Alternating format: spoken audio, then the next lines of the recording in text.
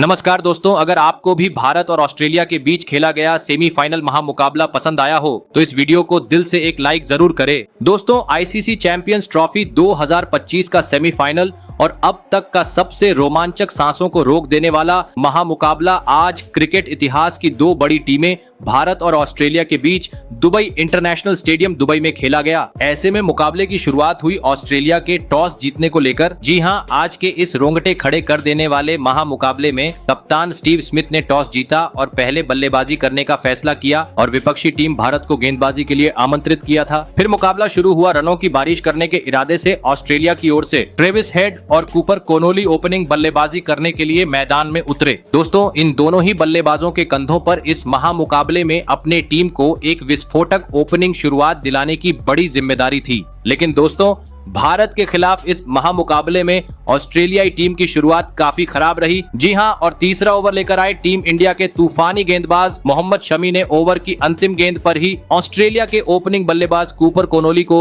Wicket keeper KL Rahul के हाथों catch out करवाते हुए ऑस्ट्रेलिया को पहला झटका दे दिया। आपको बता दें, कूपर कोनोली इस महामुकाबले में आज अपना खाता भी नहीं खोल सके। ऐसे में जल्दी ही पहला झटका लग जाने के बाद अब ऑस्ट्रेलिया की ओर से मैदान में उतरे कप्तान स्टीव स्मिथ और आते ही उन्होंने दूसरी छोर पर खड़े ट्रेविस हेड का बेहतरीन तरीके से साथ निभाते हुए टीम का स्कोरबोर्ड आगे बढ़ना शुरू कर दिया। दोस्तों, भले ही ऑस्ट्रेलियाई टीम को कूपर कोनोली के रूप में बड़ा झटका लग चुका था, लेकिन इसका असर मैदान में मौजूद स्टीव स्मिथ और विस्फोटक बल्लेबाज ट्रेविस हेड पर बिल्कुल नहीं देखने को मिल रहा था। जी हां, क्योंकि पावर प्ले होने के चलते दोनों ही बल्लेबाज अपने हाथ खोलते हुए तेज तर्रार शॉट मैदान के चारों ओर जड़ रहे थे। खास करके ट्रेविस हेड, जो आज एक बार फिर भारतीय टीम के लिए सरदर्द बने हुए थे, क्योंकि अपना आक्रामक अंदाज दिखाते हुए वह हर गेंद को सीमा रेखा के पार पहुंचा रहे थे, जिस कारण टीम इंडिया की परेशानी बढ़ती जा रही थी। लेकिन दोस्तों, तभी मैच का 9वां ओवर लेकर आई टीम इंडिया के जादुई स्पिनर गेंदबाज वरुण चक्रवर्ती ने कमाल कर डाला और ओवर की दूसरी ही गेंद पर भारतीय टीम के लिए खतरा साबित हो रहे ट्रेविस हेड को बाउंड्री पर शुभमन गिल के हाथों कैच आउट करवाते हुए ऑस्ट्रेलिया को इस मुकाबले का सबसे बड़ा झटका दे दिया। आपको बता दें, ट्रेविस हेड 39 रन की पारी खेल आउट हुए। ऐसे में दो बड़े बल्लेबाज पेविलियन लौट जाने के बाद अब ऑस्ट्रेलिया की ओर से मैदान में उतरे अनुभवी बल्लेबाज मार्नस लबुशेन, फिर यहां से मैदान में मौजूद ऑस्ट्रेलियाई बल्लेबाज स्मिथ और मार्नस लबुशेन ने सूझबूझ के साथ भारतीय गेंदबाजों का सामना किया और एक बार फिर टीम का स्कोरबोर्ड आगे बढ़ना शुरू कर दिया। दोस्तों, पावर प्ले खत्म हो चुका था, जिस कारण अब दोनों ही बल्लेबाज धीमी गति से टीम का स्कोरबोर्ड आगे बढ़ा रहे थे। लेकिन अच्छी बात ये थी कि खराब गेंद पर बीच बीच में जोरदार शॉट भी दोनों ही बल्लेबाजों से देखने को मिल रहे थे, जिस कारण देखते ही देखते इन दोनों ही खिलाड़ियों ने टीम को 100 रन के पार भी पहुंचा दिया और साथ ही कुछ ही देर बाद 5वें विकेट के लिए 50 से अधिक रनों की साझेदारी भी पूरी कर ली। दोस्तों, ऑस्ट्रेलिया की यह जोड़ी अब भारतीय टीम पर हावी होने की कोशिश करने लगी थी, लेकिन तभी मैच का 23वां ओवर लेकर आए रविंद्र जडेजा ने इस साझेदारी को तोड़ दिया। जी हां, और ओवर की तीसरी गेंद पर मार्नस लबुशेन को एलबीडब्ल्यू आउट करते हुए ऑस्ट्रेलिया को तीसरा झटका दे दिया। आपको बता दें, मार्नस लबुशेन 29 रन बनाकर पवेलियन लौटे। ऐसे में अब ऑस्ट्रेलिया की ओर से मैदान में उतरे जोश इंग्लिश।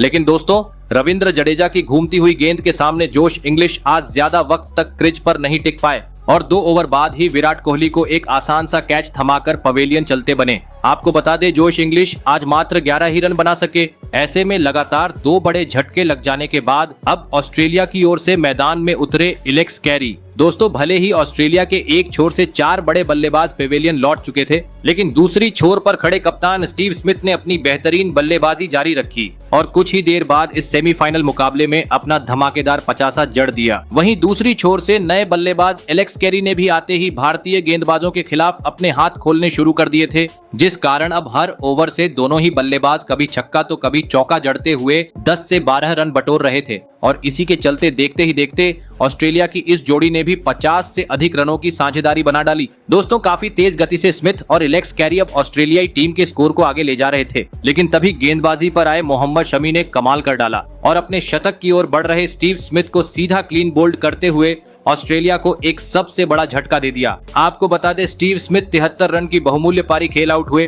दोस्तों स्टीव स्मिथ के आउट होने के चलते अब ऑस्ट्रेलियाई टीम अचानक से दबाव में आ चुकी थी, क्योंकि इसके बाद मैदान में उतरे नए बल्लेबाज ग्लेन मैक्सवेल भी इस सेमीफाइनल मुकाबले में कुछ खास प्रदर्शन नहीं कर पाए और जैसे आए वैसे ही एक ओवर बाद अक्षर पटेल का शिकार बन गए, जिस कारण एक वक्त बेहतरीन स्थिति में नजर आ रही ऑस्ट्रेलियाई टीम अब बैकफुट पर आ चुकी थी। ऐसे में अब एलेक्स कैरी का साथ निभाने मैदान में आए बेन ड्वार्शुइस। फिर यहां से सेट हुए एलेक्स कैरी के साथ बेन ड्वार्शुइस ने साझेदारी बनाने की कोशिश की और एक बार फिर ऑस्ट्रेलिया को आगे बढ़ना शुरू कर दिया। लेकिन दोस्तों अब धीमी गति से स्कोर मैदान पर देखने को मिल रहे थे, लेकिन इस बीच एलेक्स कैरी ने अपने धमाकेदार बल्लेबाजी के दम पर महत्वपूर्ण 50 जड़ दिया। लेकिन दोस्तों नए बल्लेबाज बेन ड्वार्शुइस ज्यादा वक्त तक एलेक्स कैरी का साथ नहीं दे पाए और 46वें ओवर में गेंद को सीमा रेखा के पार पहुंचाने के चक्कर में कैच आउट होते हुए 19 रन की पारी खेल पवेलियन लौट गए। ऐसे में दोस्तों अब अंतिम 4 ओवर का खेल बाकी था। मैदान में उतरे एडम जाम्पा। दोस्तों ऑस्ट्रेलिया को अगर टीम इंडिया के सामने बड़ा लक्ष्य खड़ा करना था तो अब पूरी जिम्मेदारी एलेक्स कैरी के कंधों पर थी।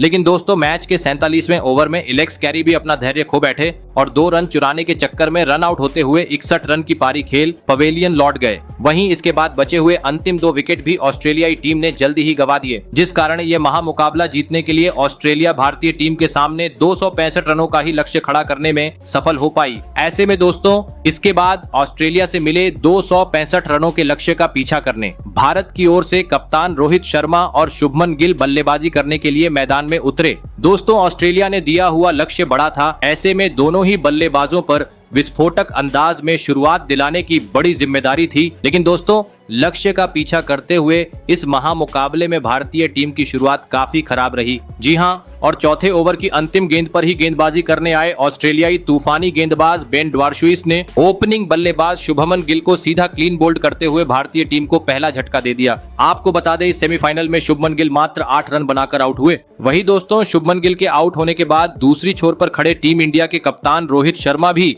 इसके बाद ज्यादा वक्त तक ऑस्ट्रेलिया के घातक गेंदबाजों का सामना नहीं कर पाए और 3 ओवर बाद ही कूपर कोनोली की गेंद पर LBW आउट होते हुए अपना महत्वपूर्ण विकेट गवा बैठे। आपको बता दें रोहित शर्मा इस महामुकाबले में टीम के लिए महज 28 रन बना सके। ऐसे में पावर प्ले में ही दोनों ही ओपनिंग बल्लेबाज पवेलियन लौट जाने के बाद अब मैदान में उतरे टीम इंडिया के किंग विराट कोहली और श्रेयस अय्यर। दोस्तों भले ही लक्ष्य का पीछा करते हुए टीम इंडिया की शुरुआत आज अच्छी नहीं रही थी, लेकिन मुकाबले में जीत हासिल करनी थी तो अब जरूरत थी एक साझेदारी की। और दोस्तों ऐसा ही कुछ इसके बाद मैदान में मौजूद अय्यर और कोहली के बल्ले से देखने को भी मिला। जी हाँ, पावर प्ले खत्म होने के बाद मैदान में मौजूद कोहली और अय्यर ने सूझबूझ के साथ ऑस्ट्रेलियाई गेंदबाजों का सामना किया और धीमी गति से ही सही, लेकिन एक बार फिर भारतीय टीम का स्कोरबोर्ड आगे बढ़ाना शुरू कर दिया और कुछ ही देर बाद भारतीय टीम के स्कोर को भी 100 रन के पार पहुंचा डाला। दोस्तों जल्दी विकेट गिर जाने के बावजूद जिस तरह की बल्लेबाजी श्रेयस और कोहली के बल्ले से देखने को मिल रही थी वह लाजवाब थी, क्योंकि ऑस्ट्रेलियाई कप्तान स्मिथ समय समय पर गेंदबाजी में बदलाव कर रहे थे, लेकिन इसका असर कोहली और अय्यर के बल्लेबाजी पर बिल्कुल नहीं देखने को मिल रहा था। काफी आसानी से दोनों ही बल्लेबाज स्ट्राइक रोटेट कर रहे थे, जिस कारण जल्दी ही एक बार फिर किंग विराट कोहली ने लक्ष्य का पीछा करते हुए इस महामुकाबले में अपना धमाकेदार 50 जड़ दिया। दोस्तों टीम इंडिया की यह जोड़ी काफी बेहतरीन तरीके से आगे बढ़ती जा रही थी, लेकिन तभी मैच का 27वां ओवर लेकर आए एडम जम्पा ने इस साझेदारी को तोड़ दिया और ओवर की तीसरी गेंद पर श्रेयस अय्यर को सीधा क्लीन बोल्ड करते हुए 45 रनों पर पवेलियन का रास्ता दिखा दिया। ऐसे में अब कोहली का साथ निभाने मैदान में उतरे अक्षर पटेल और आते ही उन्होंने आक्रामक अंदाज में अपने पारी की शुरुआत करते हुए ऑस्ट्रेलियाई गेंदबाजों पर दबाव बनाना शुरू कर दिया। लेकिन दोस्तों अक्षर पटेल अच्छी शुरुआत के बावजूद ज्यादा वक्त कोहली का साथ नहीं निभा पाए और 35वें ओवर में नाथन एलिस की गेंद पर क्लीन बोल्ड होते हुए कोहली का साथ छोड़ गए। बता दूं अक्षर पटेल 27 रन बनाकर आउट हुए। फिर मैदान में आए अनुभवी बल्लेबाज KL राहुल